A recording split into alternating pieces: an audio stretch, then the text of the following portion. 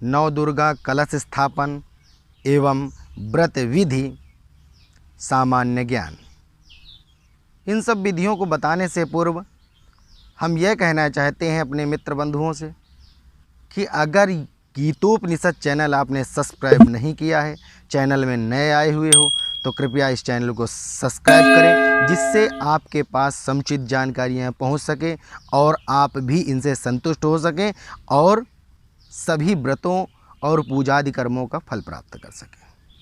तो आइए मैं सबसे पहले प्रश्न में पहुंचता हूं।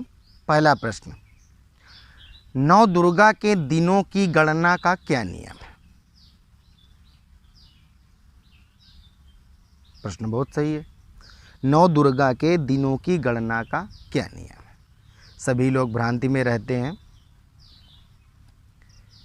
कि नौ दुर्गा 7 दिन की हैं, 8 दिन की हैं, 9 दिन की हैं। तो यह भ्रम निवारण हेतु ही हमने यह सब प्रश्न तैयार किया था, जिसे हम आपको बता सकें और आप इससे बिल्कुल भ्रम में ना रहें। अर्थात नौ दुर्गा नवमी तक अर्थात 9 देवियों के दर्शन कराए जाते हैं। सभी को भली भांति पता है कि प्रतिपदा से नवमी तक 9 देवियों के दर्शन होते हैं।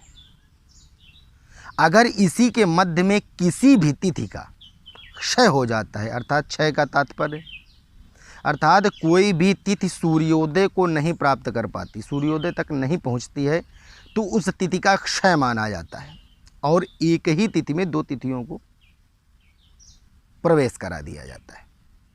तो अर्थात जिस दिन 2 तिथियां प्रवेश करती हैं, तो अर्थात उस दिन 2 देवियों के दर्शन आपको प्राप्त होंगे। अर्थात नौ दुर्गा हमारी 8 दिन की हुई। अर्थात एक तिथि के क्षय हो जाने पर नौ दुर्गा 8 दिन की हो गई। और अगर यही एक तिथि बढ़ जाए, अर्थात जैसे पंचमी है, पंचमी 2 दिन चली जाए, बढ़ जाए, अर्थात दूसरी तिथि वही तिथि सूर्योदय को पार कर जाए, 1 घंटे के लिए ही या कुछ ही क्षण के लिए पार करे, तो अर्थात उस तिथि को वृद्धि तिथि माना जाता है और उस तिथि की गणना भी की जाती है। तो इस कारण वृद्धि हो जाने पर अर्थात हमारी नौ दुर्गा 10 दिन के लिए हो जाती है। लेकिन लोगों का मत कि 7 दिन की नौ दुर्गा होती है। 7 दिन की नौ दुर्गा तो कभी नहीं पड़ सकती भाई। 9 दिनों के मध्य में 2 तिथियों का क्षय हो ही नहीं सकता है। तो अर्थात इस भ्रम में ना रहें। 8 दिन अर्थात तिथि के क्षय हो जाने पर 8 दिन की नौ दुर्गा और वृद्धि हो जाने पर 10 दिन की नौ दुर्गा होती है। और हाँ, जिसे व्रत धारण करना है वह प्रतिपदा के दिन से व्रत धारण करे और उसके बाद नवमी तिथि तक व्रत धारण करके रखे और फिर 10वीं तिथि को पारण करे और पारण करने के बाद विसर्जन करे, तभी फल की प्राप्ति होती है। अब 9 दिनों में बड़ी शुद्धता का विशेष ध्यान रखना है। अगर फल प्राप्त करना है तो शुद्धता का विशेष ध्यान रखना है। अर्थात घर में लहसुन, प्याज इत्यादि ऐसी चीज़ों का प्रयोग बंद कर दें, तब तक शुद्ध अवस्था में रहें और हो सके तो गृह को भी शुद्ध रखें। यह हमारे पहले प्रश्न का उत्तर आप तक हमने बताया। अब दूसरा प्रश्न क्या है? नवरात्र में प्रतिपदा से नवमी तक किन किन देवियों के दर्शन होते हैं? अर्थात प्रतिदिन हर एक देवी आती है, उसका दर्शन होता है और उसी का हम व्रत धारण करते हैं।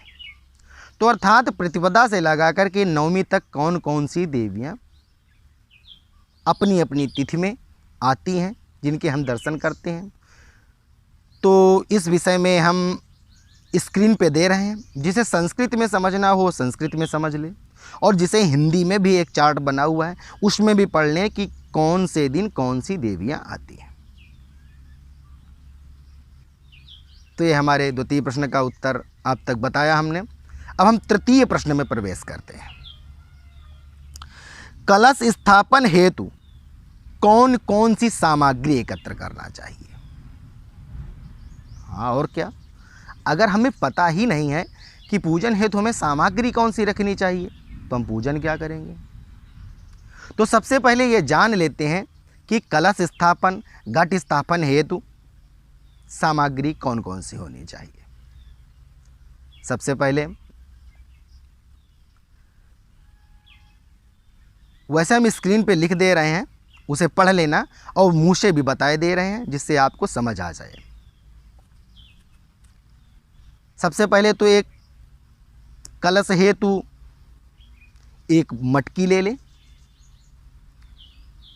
और उसके बाद उसके ऊपर सरवा अर्थात परई ले लें। कुछ धान्य एकत्रित कर लें जो परई पे रखना है। उसके बाद पूजन के लिए रोली, चावल, पुष्प, पुष्पमाला और कपूर, धूप बत्ती, अगरबत्ती, घृत और मिष्ठान्न ऋतुफल, अर्थात ये हमारी सामग्री हुई। अर्थात यह हम चार्ट बना करके स्क्रीन पे आपको बता रहे हैं, वहाँ से भी देख लीजिए या नोट कर लीजिए आप वहाँ से। इसके बाद सामग्री हमारी तैयार हो जाती है। अब इसके बाद कलश स्थापन हमें कैसे करना चाहिए, ये हमारा चतुर्थ प्रश्न है। कलश स्थापन कैसे करना चाहिए, आइए हम आपको इस जानकारी में साझा करते हैं।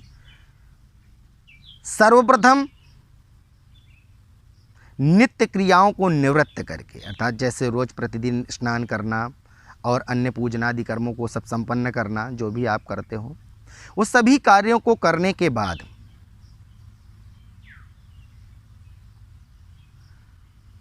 आप सूर्योदय मुहूर्त में अर्थात प्रथम पहर में, अगर किसी कारणवश प्रथम पहर में हम नहीं रख पाते कलश, तो फिर मध्याह्न काल अर्थात द्वितीय पहर और तृतीय पहर के मध्य में एक मुहूर्त होता है जिसे अभिजित मुहूर्त कहते हैं।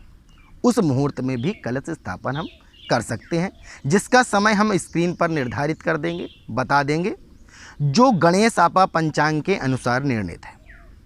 उसे देख लें और उसी समय में घट स्थापन करें। अब घट स्थापन हमें करना है, कलश स्थापन करना है, तो हमें सबसे पहले सर्वप्रथम क्या करना चाहिए।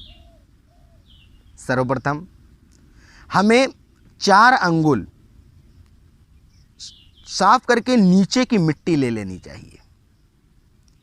मिट्टी लेकर के उसमें जौ सभी जानते हैं, अर्थात यौ को उसमें बो करके, अर्थात उसमें मिला करके मिट्टी पे, उसके बाद कलश की स्थापना करें। कलश स्थापना के बाद उस पे एक गले में कलावा बांध दें, जो मुख है कलश का उस पे कलावा बांध दें। कलावा बांधने के बाद उस पे जल डालें। जल डालने के बाद उसमें पंचपल्लव, विधान तो है पंचपल्लव का, आम, बरगद, गूलर, पाकर, पीपल, इस प्रकार 5 प्रकार के पत्तों को बांध करके पंचपल्लव रखना चाहिए। अगर आपके पास यह पंचपल्लव नहीं उपलब्ध है तो आप आम्र के पत्ते को भी वहाँ रख सकते हैं, अर्थात वहाँ पंचपल्लव उसके अंदर रख दें।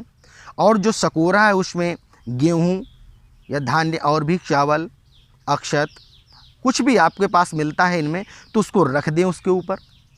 उसके ऊपर रखने के बाद एक लाल कपड़े में लपेट करके एक नारियल उसके ऊपर रख दें। इस प्रकार आपकी कलश स्थापना हुई। फिर एक चौकी लें, उस चौकी में अच्छा सुंदर वस्त्र बिछा करके उसमें देवी माता की प्रतिमा को रखें। प्रतिमा रखने के बाद और घर के जो अन्य देवता हैं उन्हें भी आप रख लीजिए। फिर उसके बाद एक लोटे में जल ले लीजिए और उस पर एक प्रोक्षणी बना लीजिए। प्रोक्षणी अर्थात आम के पत्ते का लपेट करके प्रोक्षणी बना लें या कुशा की प्रोक्षणी बना लें। प्रोक्षणी बना करके सब सामग्री एकत्रित कर लें। भगवान का नैवेद्य भी एकत्रित कर एक जगह स्थापित कर दें, रख दें। रखने के अनंतर एक शुद्ध आसन लें। शुद्ध आसन लेने के बाद भगवान गणेश जी का स्मरण करें। स्मरण मंत्र आपके स्क्रीन पर दे दिया जाएगा, आप उसे पढ़ सके तो पढ़ लेना, वैसे मैं पढ़ के सुनाए दे रहा हूँ। गजाननं भूतगणादिसेवितं कपित्तजम्बो बलचारुभक्षणम् उमासुतं शोकविनाशकारकं नमामि विघ्नेश्वरपादपङ्कजं। गणपतये नमः। तात इस प्रकार स्मरण कर ले, और अगर मंत्र स्मरण नहीं कर पाते हैं तो सिर मन महागणाधिपतये नमः ऐसा भी बोल सकते हैं आप। इसके बाद देवी माता का स्मरण कर लें। मंत्र स्क्रीन पर आ रहा है, उसे भी पढ़ लें, या स्वतः हमारे साथ बोल लें या सुन करके याद कर लें। सर्वमंगल मांगल्ये शिवे सर्वार्थ साधिके शरण्ये त्र्यंबके गौरी नारायणी नमोस्तुते। दुर्गा देव्यै नमः। अर्थात इस मंत्र से कर लें, या यह कह सकते हैं आप दुर्गा देव्यै नमः। इसके बाद अपने ऊपर जल छोड़ें, अपने आप को प्रोक्षण करें। ओम पवित्रः पवित्रो वा सर्वावस्थांगतो विवा यह स्मरेत पुंडरीकाक्षं सा बाह्यभ्यंतरः शुचि। अर्थात इस प्रकार इस मंत्र के द्वारा अपने आप को प्रोक्षण कर लें। प्रोक्षण करने के बाद फिर जल से स्नान करावें। जल से स्नान कराने के बाद रोली चावल फूल, अर्थात रोली अक्षत फूल, अर्थात ये 3 चीज़ें भगवान पर लगा दें। लगाने के बाद पुष्पमाला दे दें। पुष्पमाला चढ़ाने के बाद धूप दीप नैवेद्य, उसके बाद धूप करें। उसके बाद दीपक जो आपका रखा हुआ है अखंड ज्योत उसे जला दें। जलाने के बाद हाथ धुल लें। उसके बाद नैवेद्य लगावें, और नैवेद्य लगाने के बाद भगवान को ऋतु फल अर्पित करें, अर्थात जो भी हमारे पास हो सामग्री फल फूल उसे हम अर्पण करें। और उसके बाद थोड़ा सा जल छोड़ दें, थोड़ा सा जल छोड़ दें। जल छोड़ने के बाद तांबूल अर्थात पान सुपारी भगवान को अर्पित करें। उसके बाद दक्षिणा।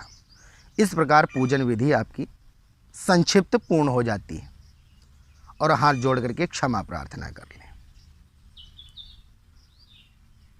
कह दें, हे माता जी, हमारे पास जो भी सामग्री हो सकी मैंने आपका पूजन अर्चन वंदन किया।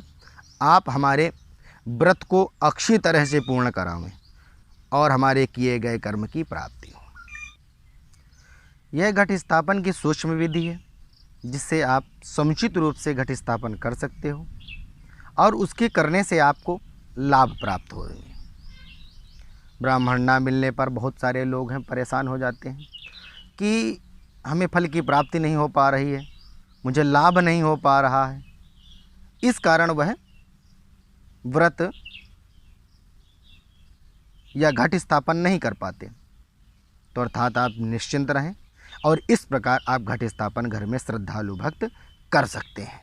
जो महिलाएं हैं, जो कन्याएं हैं, जो कलश स्थापना करना चाहती हैं, वो इस विधि से कलश स्थापन करें, जिससे पूर्ण फल की प्राप्ति होगी। जय श्री कृष्ण। अगर जानकारी आपको समुचित रूप से संतुष्ट करती है तो कृपया हमारे इस चैनल को सब्सक्राइब करें। उसके साथ साथ बेल आइकन भी दबावें। अगर आप नए चैनल में प्रवेश कर रहे हो तो, नए व्यक्ति अगर आप प्रवेश कर रहे हो, चैनल को देख रहे हो, श्रवण कर रहे हो, तो वह बेल आइकन निश्चित दबाओ, जिससे कि जो भी जानकारी आप तक हम साझा करना चाहें वो नोटिफिकेशन के द्वारा आपके पास बहुत जल्द पहुंच सके। और अगर वीडियो अच्छी लगी हो तो लाइक ज़रूर करें। सभी गीतोपनिषद चैनल के दर्शक एवं श्रोतागणों को आचार्य रामू पंडित का सादर प्रणाम।